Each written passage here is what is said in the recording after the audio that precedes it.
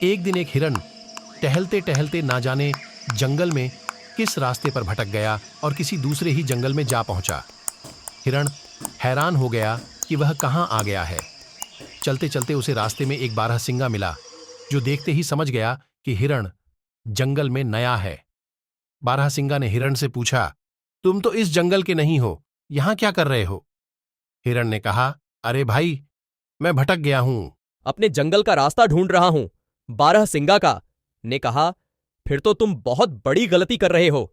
इस जंगल में घूमना बहुत ही खतरनाक है। अगर किसी ने तुम्हें देख लिया तो बहुत बड़ी दिक्कत में पड़ जाओगे। कहकर बारहसिंगा वहां से चला गया। हिरण ने सोचा, लगता है ये मुझे ऐसे ही डरा रहा है। ये जंगल मुझे बहुत पसंद है, मैं यहां घूम कर ही जाऊंगा। चलते चलते हिरण का पैर एक सोए हुए शेर की पूंछ पर पड़ गया। शेर गुस्से से जागा और हिरण को देखकर कहा, बावले हिरण, तुम्हारी इतनी हिम्मत कि तुम मुझ पर पैर रखो, तुम्हारी गर्दन उखाड़ दूंगा। डर के मारे हिरण वहां से भागने लगता है।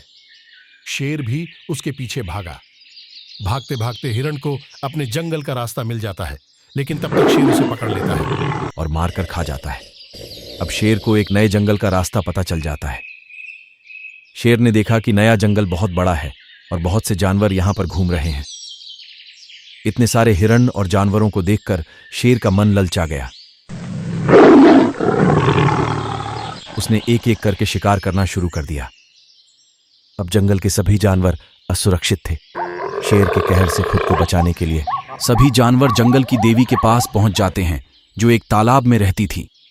सभी जानवर तालाब के पास जाकर देवी से प्रार्थना करते हैं। तब तालाब से देवी प्रकट होती हैं। सभी जानवर कहते हैं, हे देवी, हमारे जंगल में एक बहुत ही खूंखार शेर घुस आया है। उसने सभी जानवरों का शिकार कर दिया है। यदि आपने मदद नहीं की तो जल्दी ही यह जंगल जानवरों से खाली हो जाएगा।